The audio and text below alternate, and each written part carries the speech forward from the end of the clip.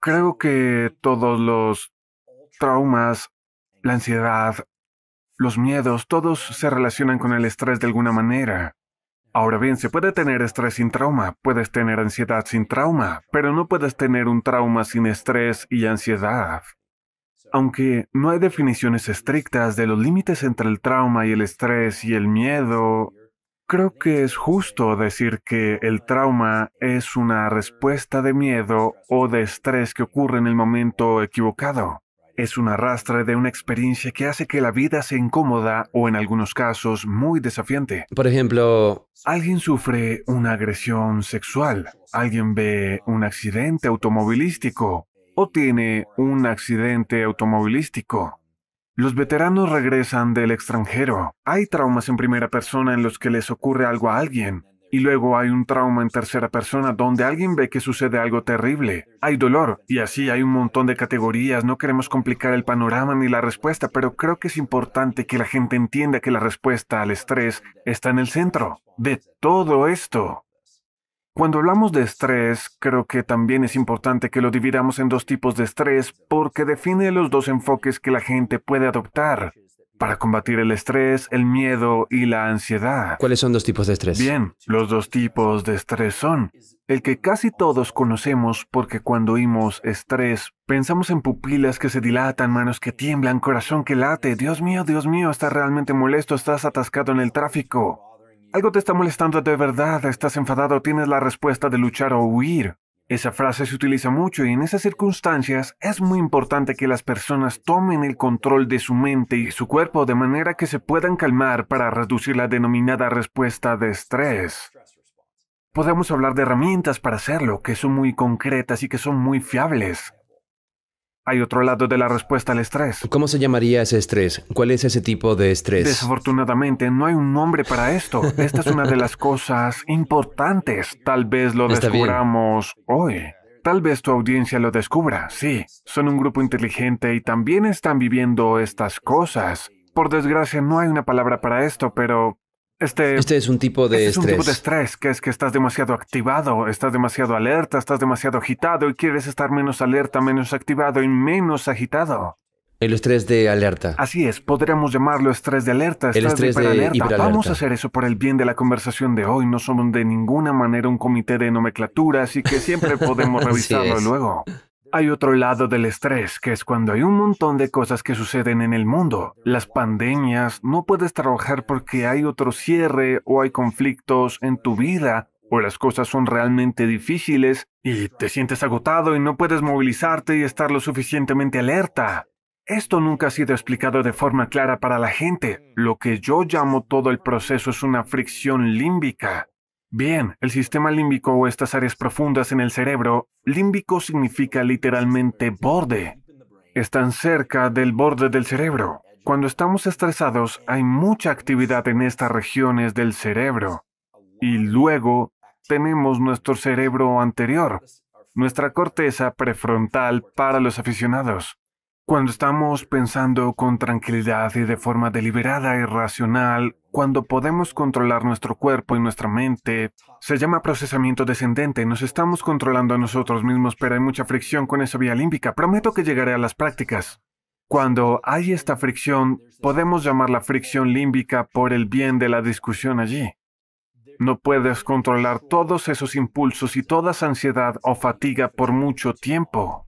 De hecho, a medida que te cansas más, o si alguien tiene daño frontal, si tiene daño cerebral en los lóbulos frontales, lo que encuentras es que se vuelven más impulsivos. Cuando tienes ganas de dormir, simplemente duermen incluso si es socialmente inapropiado.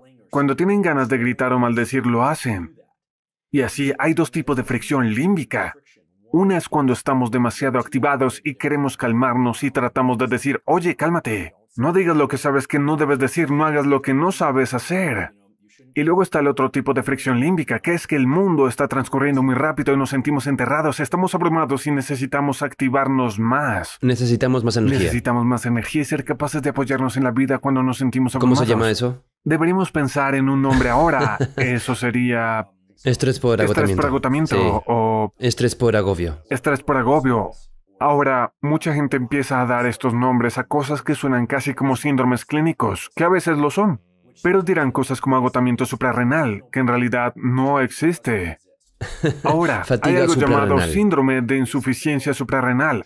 Es una condición médica real, en la que la gente no puede producir suficiente adrenalina, pero la mayoría de nosotros tenemos suficiente adrenalina en nuestros cuerpos para durar 200 años, 2 vidas. Las glándulas suprarrenales no se queman realmente. Lo que ocurre es que la gente está tan sobreactivada, está en este estado de alerta, en el estrés de hiperalerta durante tanto tiempo que finalmente se estrellan en el estrés de sobrefatiga. ¿Vale? Uno se convierte en el otro. Correcto. Lo primero para cualquiera que intente navegar por el estrés, y luego hablaremos del trauma, es entender en qué tipo de estrés se encuentra. ¿Estás agotado y cuesta mucho levantar tu energía? ¿O tu energía es demasiado alta y te cuesta bajar tu energía? Porque las soluciones a estos problemas suelen ser muy diferentes.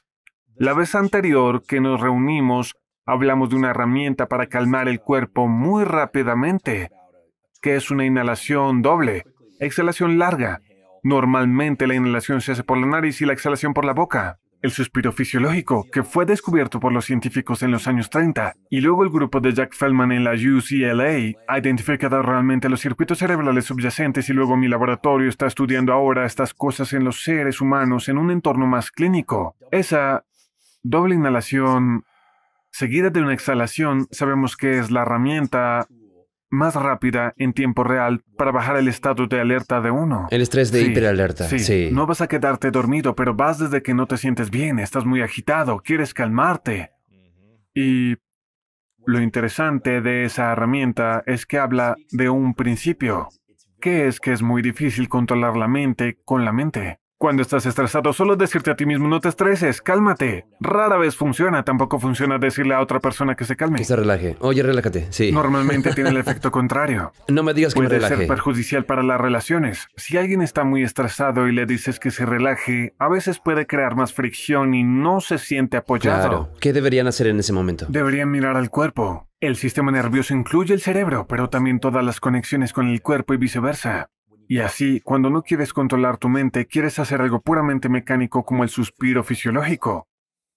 Porque una vez que tomas el control del cuerpo de esa manera, entonces la mente empieza a caer bajo el paraguas de este control descendente. Repito, el control descendente es lo que no tienen los niños ni los cachorros. ¿Sabes? Sí, tengo un bulldog de 10 años. Se llama Costello. Ahora apenas hace nada porque es Costello. Pero cuando era un cachorro, todo era un estímulo. Se acercaba, agarraba un cordón y lo mordía. Luego lo dejaba caer y pasaba a otra cosa. Es porque literalmente no tiene corteza prefrontal conectada a este sistema límbico. No tiene esta supresión, así que no hay fricción. El sistema límbico simplemente hace lo que quiere. En realidad, en los humanos con demencia temporal frontal y en ciertas personas que tienen daño cerebral temporal frontal se vuelven muy impulsivos. Mi padre pasó por... No sé si habré contado esto la última vez, pero mi padre tuvo un accidente de coche traumático hace 15 años, donde un coche se fue encima de su coche y atravesó el parabrisas, y el parachoques le golpeó la cabeza. Prácticamente le abrió la cabeza. Su novia en ese momento le sostenía la cabeza, fue al hospital, lo trasladaron en helicóptero, estuvo en coma durante 3 meses, y ha sido un viaje de 15 años en el que tuvimos que volver a enseñarle cómo escribir, cómo hablar, cómo caminar, todo en el que casi como si fuera mi padre y su cuerpo, pero su mente tenía que volver a aprender como un niño. Incluso hoy en día, cuando lo veo, lo visito, dice palabrotas compulsivamente, hará cosas que tal vez no sean apropiadas porque probablemente no tiene el... No sé, probablemente puedas describírmelo mejor como neurocientífico, pero ¿qué pasa cuando alguien tiene un daño cerebral, especialmente en la corteza frontal? ¿Qué le ocurre al cerebro? Cuando digo control descendente, hay literalmente un conjunto de cables, los llamamos axones, desde la corteza prefrontal que suprime estos comportamientos impulsivos en el sistema límbico. Cuando hay un daño, esencialmente se elimina esa ruptura. En los adultos mayores especialmente, porque sus comportamientos no son tan... porque son mayores, no necesariamente van a caminar y golpear a la gente o gritar improperios y este tipo de cosas, afortunadamente. Aunque a veces se ve eso, tristemente, pero esos circuitos no están funcionando bien. En los niños pequeños, si alguna vez vas a un aula, supongo que ahora los niños están mucho más en casa, Pero en una aula típica de jardín de infancia lo que notarás es que algunos de los niños pueden sentarse muy quietos y otros niños se balancean de un lado a otro. Se mueven mucho y la profesora está constantemente intentando. Yo era uno de esos niños, exactamente tratando de acorralar a los niños. Los niños maduran a diferentes ritmos, lo que se ve ahí es una maduración diferente de su corteza frontal. Cuando ves a un niño que es muy deliberado y que realmente puede controlar su discurso y su comportamiento, estás viendo a un niño que tiene mucho control descendente. La corteza frontal está realmente comprometida. Ahora, ¿eso es genético? Eso es... Probablemente sea una mezcla de influencias ambientales y genéticas. Como la mayoría de las cosas, no estoy tratando de hacer conjeturas aquí. Seguro. Creo que, por ejemplo, tengo una sobrina que es adoptada y es muy deliberada y muy tranquila. Y entonces nos preguntamos, ¿es esto genético? ¿Es naturaleza? Probablemente hay un sesgo genético y también hay muchas influencias ambientales. Es decir, mucho de lo que nos enseñan en la escuela y en casa, porque muchos niños son educados en casa ahora, es sobre lo que no hay que hacer. Correcto. Quedarse quieto. No hagas esto. No digas esto, no digas eso. Tenemos el di por favor y gracias. Siéntate recto, lava los platos, pero gran parte del lenguaje de no está diseñado en torno a estas cosas de control descendente. Hemos establecido un montón de restricciones sociales importantes.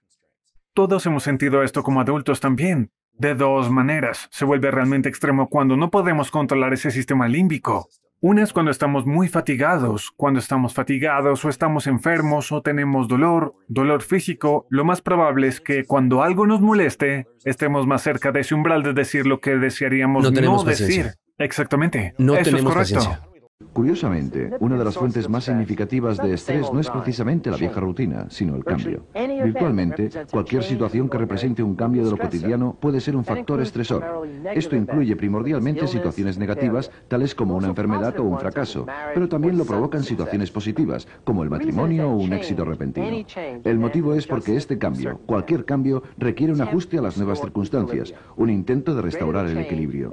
Cuanto mayor es el cambio, aunque se trate de un cambio positivo, mayor es el ajuste que debe lograrse. Por esta razón, el estrés que se sufre ante un golpe de buena suerte puede ser a veces tan intenso como el de una pequeña tragedia. Al acumularse el estrés, se incrementa significativamente el riesgo de enfermar seriamente en los años siguientes.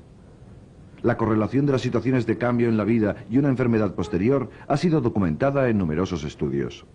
Sabemos que muchas enfermedades no tienen una única causa específica, sino que se deben en su mayor parte a un estrés indeterminado. Las primeras investigaciones sobre el estrés fueron llevadas a cabo por el doctor canadiense Hans Seil, que estudió las situaciones de tensión que amenazan al funcionamiento físico de los animales. Seil descubrió una reacción general al estrés que no estaba vinculada a la naturaleza en particular de la situación de tensión. Lo denominó el síndrome de adaptación general y le atribuyó 3 fases. Esta película ilustra su teoría.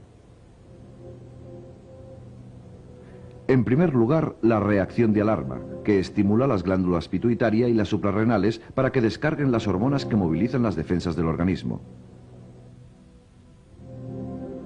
Si la situación de tensión continúa, se alcanza la segunda fase, la fase de resistencia, en la cual la secreción de las hormonas aquí denominadas A y P se activan para contrarrestar el efecto de la situación de tensión.